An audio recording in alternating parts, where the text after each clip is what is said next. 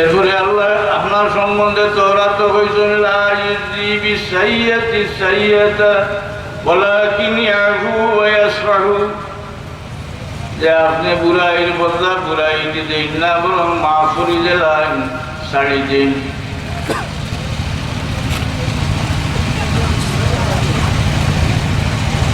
পরবর্তীকার আলমে আপনার দিন যে অন্যান্য দিনের উপরে গালিব করবায় আল্লাহ উল্লেখ করছেন। সুবহানাল্লাহ। ফাইলাম নানি আব্দুল্লাহ ইবনে সালাম মুসলমান হয়ে গেছেন, এর লাগি বর্ণনা করছেন। আর না গেলে আল্লাহ তার কালাম হয়েছেন যে একটা মানুষ এটা লুকাইয়া রাখে আল্লাযীনা আতাইনাহুমুল কিতাবা ইয়ারিফুনাহু কামা ইয়ারিফুনা আবনাহুম। পরবর্তীকালে আল্লাহ কইন আহলে কিতাব অর্থাৎ ইহুদ নাসারা জনাব মুহাম্মদ মুস্তাফা সাল্লাল্লাহু আলাইহি সাল্লাম এইভাবে পরিচয় পায়, এইভাবে চিনে যারা তার পয়েন্টরে চিনে। وَإِنَّ فَرِيقًا مِّنْهُمْ لَيَكْتُمُونَ الْحَقَّ وَهُمْ يَعْلَمُونَ। আল্লাহ কোন তবে এর মধ্যে একগুলো জানিয়া শুনিয়া এটারে গোপন রাখে। তো দেখলাম আমরা যে তাওরাতের মধ্যে রাসূলুল্লাহ সাল্লাল্লাহু আলাইহি ওয়াসাল্লামের বর্ণনায় আইছে লাইসা বিফজলিন ওয়ালা ওয়ালিদিন ওয়ালা সাহাবিন ফিল আসওয়াক। রাসূলুল্লাহ সাল্লাল্লাহু আলাইহি ওয়াসাল্লামের সিফত হয়েছে যে কঠোর হৃদয় নাই, দয়াহীন মানুষ নাই, এবং আওয়ারা বাধারগুলা মানুষ নাই। হুজুরে পাক সাল্লাল্লাহু আলাইহি ওয়াসাল্লামে যে বুরাইয়ের বদলা যে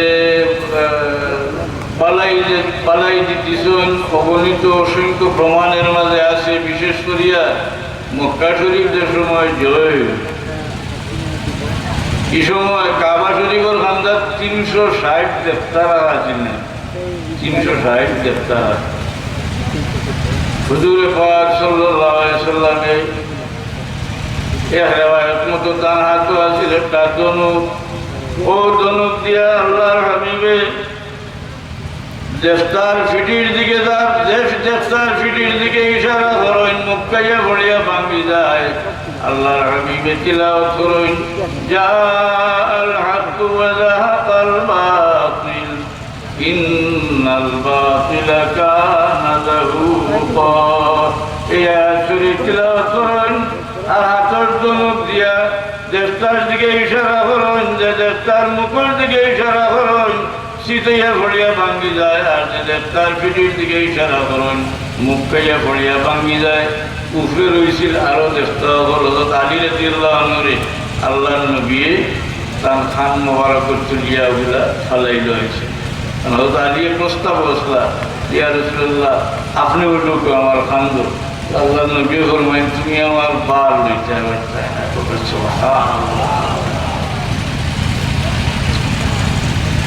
এরপরে কাবা শরীফের দরজাত হাত মোবারক রাখে, চৌকাট হাত মোবারক রাখিয়া আল্লাহর হাবিবে উপস্থিত মানুষগুলোর সামনে বয়ান দেন, খুতবা দেন। এই সময় কুরাইশ সকল বইতেছেন, এরা দিল বড় চিন্তা যে আজকে ও ব্যক্তি মক্কা যাওয়া করছেন, যে ব্যক্তিরে আমরা এই শহর থেকে 8 বছর আগে বিতাড়ন করছি, এমনকি আমরা পরামর্শ করিয়া কাতল করবার চেষ্টা করছি। ও যে দারুল নদওয়াত যে ফরামিশ বইছিল নানি, দারুল নদওয়াত ফরামিশ বইছিল, এই সময় বড় ফরেজগারের শেষ সাহেব আইয়া বইছিল, প্রস্তাব দিয়েছিল যে সময় আবু জাহেল হয়েছিল যে প্রত্যেক গোত্রের এখন যাই আর কাতল করিলেন, বলছিল ওটাও সঠিক কথা। যে ব্যক্তিরে আমরা কাতল করবার প্রস্তাব পাশ করছি, জানে এই শহর থেকে আমরা বিতাড়ন করছি, বহুদল লড়াই জান আমরা শহীদ করছি। হুদাইবিয়া যাওয়ার পরে এই মানুষগুলোর মনে হয় যে আমরা এই ব্যক্তিরে গুমরা করতে দিছি না, খন্দকর লড়াই করছি, দুশ্মনীর চূড়ান্ত করছি। আজকে এই ব্যক্তি জয় করিয়া মক্কা শরীফে হাজির হয়েছেন, আজকে প্রাণে বাঁচার কোনো উপায় নাই। এর লাগিয়া এরা একেবারে দমন করিয়া অর্থাৎ বয়ে একেবারে আতঙ্কিত হইয়া বইতাছেন যে আমরা কোন সময় কাতলের হুকুম হইব। হুজুরে পাক সাল্লাল্লাহু আলাইহি সাল্লামে কাবা শরীফের চৌকাঠের মধ্যে হাত মোবারক রাখিয়া এক খুতবা দিলা, জাহিলিয়াতের রসুমাত সম্পর্কে বর্ণনা করলা। এরপরে এক পর্যায়ে কুরাইশ হলের দিকে আইন যায়, কুরাইশ তোমরা আজকে আমার কাছ থেকে কিরকম ব্যবহার আশা করো? কুরাইশ হলে কয় যে আপনি করিম করিম ইবনুল করিম, আপনি দয়ালু, আপনি বালা বালার গরুর বালা। হুজুরে পাক সাল্লাল্লাহু আলাইহি সাল্লামে এই শত্রু হলের উদ্দেশ্যে কইন যে আজকে তোমার তার সম্বন্ধে হে কুরাইশ, আজকে তোমরা সম্বন্ধে আমি ও কথা গান কইম যে কথা ইসু আলাইহিস সালামের তান পাইয়েন করে হইছিল, লা তাসরিবা আলাইকুমুল ইয়াউম, আজকে তোমরার বিরুদ্ধে আমার কোনো অভিযোগ নাই। এরপরে আল্লাহর হাবিবে ফরমায়েন আনতুমুত্তুলাকা, তোমরা মুক্ত। ওকে সুবহানাল্লাহ। এটা গুণাবলী আগর আসমানি কিতাবও আছে। এই নবী মুহাম্মদ মুস্তাফা সাল্লাল্লাহু আলাইহি সাল্লাম আগমনের সংবাদ ফাতরের মূর্তি দিছে। ও একটা কথা মনে রাখো, মুসলমান উপরে যে নির্যাতন হইল, হিজরত করিয়া প্রথমে আফসাদ গেলা, আফসাদ যাওয়ার পরেও ও জায়গা থেকে আমর ইবনুল আস এবং অন্য আরেকজন মানুষ গেলা বাদশারে বুঝাইয়া এরারে দরিয়া নিয়া কাতল করবার লাগি। অর্থাৎ ঘর বাড়ি ছাড়িয়া যাওয়ার পরে এই জায়গা পরিত্রাণ নাই, ফিরাইয়া আনবার চেষ্টা করে। এরপরে ইয়াসরিব অর্থাৎ মদিনা শরীফ হিজরত করিয়া গেলা, ঘর বাড়ি ছাড়িয়া, পৈতৃক সম্পত্তি ছাড়িয়া। কি কারণে এরারে নির্যাতন হয়েছিল? একমাত্র ও কারণে যে এরা এক আল্লাহর ইবাদত করে, 360 দেবতার পূজা করে না। যদি এরা দেবতার পূজা করত তাহলে পূর্বপুরুষের সম্পত্তি ছাড়িয়া দেশ ত্যাগ করিয়া যাওয়া লাগতো না, এই জায়গার সুখে শান্তিতে তারা বাস করতে পারত। কিন্তু একমাত্র ইমানের খাতিরে এই মানুষ হলে হিজরত করছেন, দেশ ত্যাগ করিয়া গেছেন। আর জনাব মুহাম্মদ মুস্তাফা সাল্লাল্লাহু আলাইহি সাল্লামে মক্কা শরীফ জয় করার পরে কাবা শরীফের দ্বারও মূর্তি হল রাখিয়া ইবাদত করতে দিছেন না। এই মূর্তি হল গিয়া কাবা শরীফে মুক্ত হইয়া এর ঘরে ইবাদত করছেন। অর্থাৎ যে মানুষে আল্লাহ ওয়াহদাহু লা শারীকা লাহুর উপরে ঈমান আনছে, নবীর রিসালাতের উপরে ঈমান আনছে, যে ব্যক্তি মুসলমান হয়ে গেছে, এই ব্যক্তি আর মূর্তি পূজা করতে পারে না, পারেনি। মূর্তি বানাইতেও পারে না, মূর্তির পূজাও করতে পারে না। খুব সতর্কতা হয়ে যান। একটা আমাদের সাইতরা আরবার মূর্তি পূজার দিকে নিতা বুঝবেন নিতা, আর একবার সাইন আমাদের তোমরা ইসলামও থাকো আর মূর্তি পূজা পাও আঁকবাও, শুনতেও মন্দ নাই। এই দুইটা এখানে হওয়া সম্ভব নেই। একজন মানুষের মূর্তির পূজাও করে আবার আল্লাহর ইবাদতও করে, এই দুইটা সম্ভব নেই।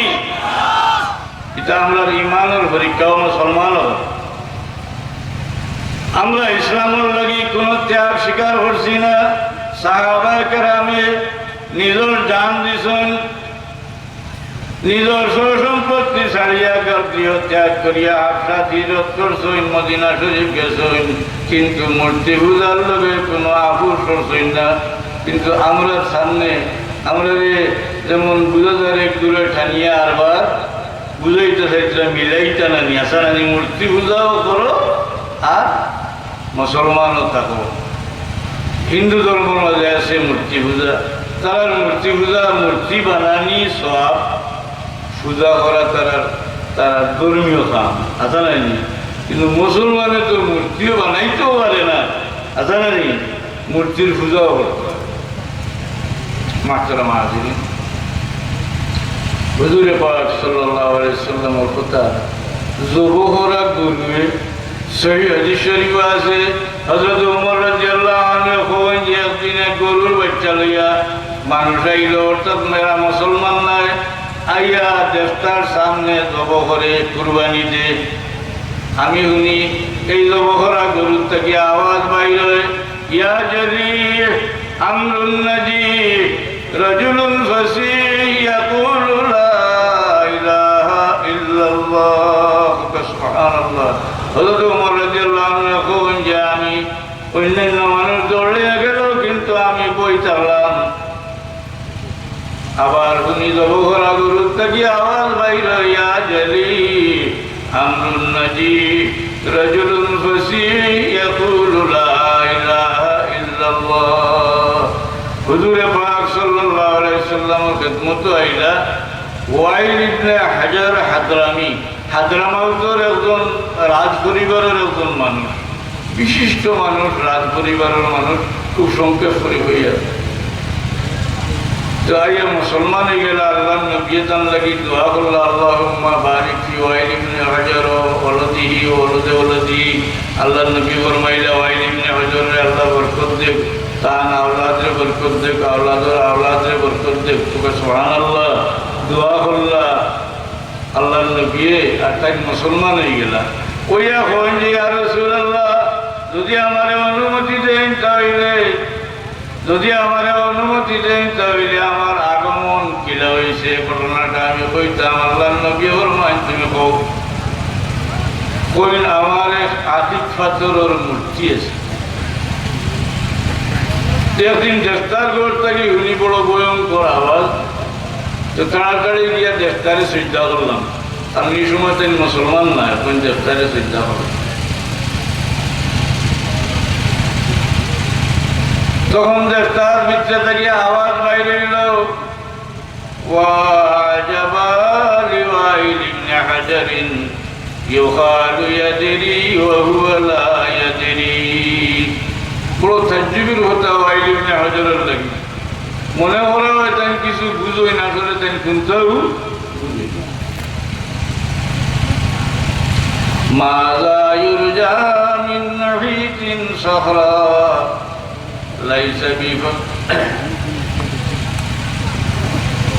লাইসা বিজি নাফরিন ওয়ালা বিজি দুররি। একটা নিরেট পাথর থাকিয়া কি আশা করা যাইতে পারে? তার নিজের লাভ এবং ক্ষতি করার কোনো ক্ষমতা নাই, নিজের লাভ ক্ষতিও করতে পারে নাই। ওয়াইল ইবনে হাজারে কইন, আমি কইলাম যে হে অদৃশ্য ব্যক্তি, সে মাতরা দেবতা থাকি তো মাতবার আমার সুস্পষ্টভাবে খুব কিতা হইতেছে।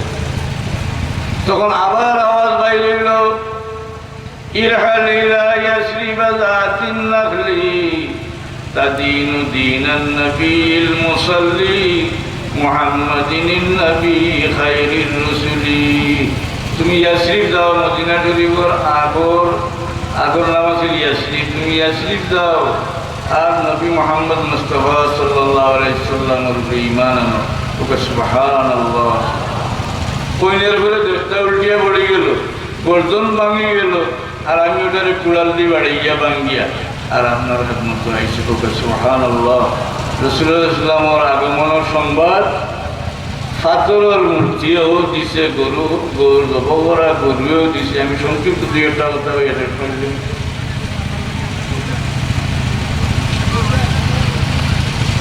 হুজুরে পাক সাল্লাল্লাহু আলাইহি সাল্লামের আলোচনা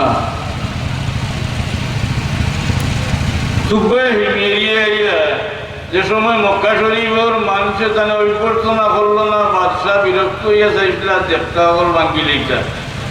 তখন আলিম হলে কইছিল, আহলে কিতাবের আলিম হলে যে বাদশাহ আপনার দ্বারা সম্ভব হইতো না এই দেবতা হল ভাঙ্গা। আখেরি জমানাতে নবী হইবা, যার নাম মোহাম্মদ হইব, যার বাবার নাম আব্দুল্লাহ হইব, যার মার নাম আমিন হইব, ও নবীর আতো এই দেবতা হল ভাঙ্গ হইব।